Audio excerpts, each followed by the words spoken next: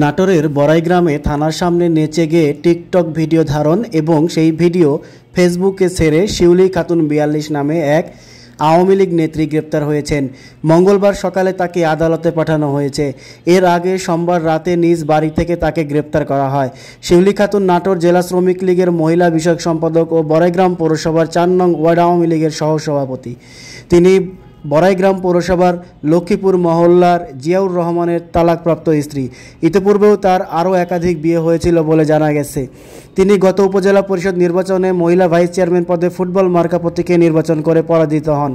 জানা যায়, সম্প্রতি শিউলি খাতুন থানার ভেতরে মূল ভবনের গেটের সামনে বলিও দারোগা পেয়েছি মুখ, তোমার পুলিশ ফেসেছে পরাণ, আমার ভালোবেসেছে গানের তালে তালে নেচে টিকটক ভিডিও ধারণ করেন। তবে এই সময় সেখানে কোনো পুলিশের উপস্থিতি দেখা যায়নি। পরে সেই ভিডিও তিনি নিজের ফেসবুক আইডিতে প্রচার করেন এবং তা মুহূর্তেই ভাইরাল হয়ে যায়। থানার সামনে এমন ভিডিও ধারণ করে তা সোশ্যাল মিডিয়ায় ছড়িয়ে দেওয়ার বিভিন্ন পর্যায়ে লোকজনের মাঝে ক্ষোভ ও নিন্দার ঝড় ওঠে। অসংখ্য মানুষ ও ভিডিওটি ফেসবুকে শেয়ার দিয়ে ক্ষোভ প্রকাশ সহ তাকে গ্রেপ্তারের দাবি জানান। এ বিষয়ে গ্রেপ্তারের আগে আওয়ামী লীগ নেত্রী শিউলি খাতুন জানান, টিকটক করা আমার নেশা, সে কারণেই ভিডিওটি ধারণ করেছিলাম। তবে এখন বুঝতে পারছি থানার সামনে কাজটি করা ঠিক হয়নি।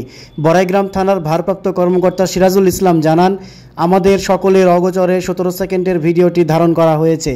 বিষয়টি সংবাদকর্মী ও সামাজিক যোগাযোগ মাধ্যমে জানতে পেরেছি। তাকে গ্রেপ্তার করে আদালতে পাঠানো হয়েছে।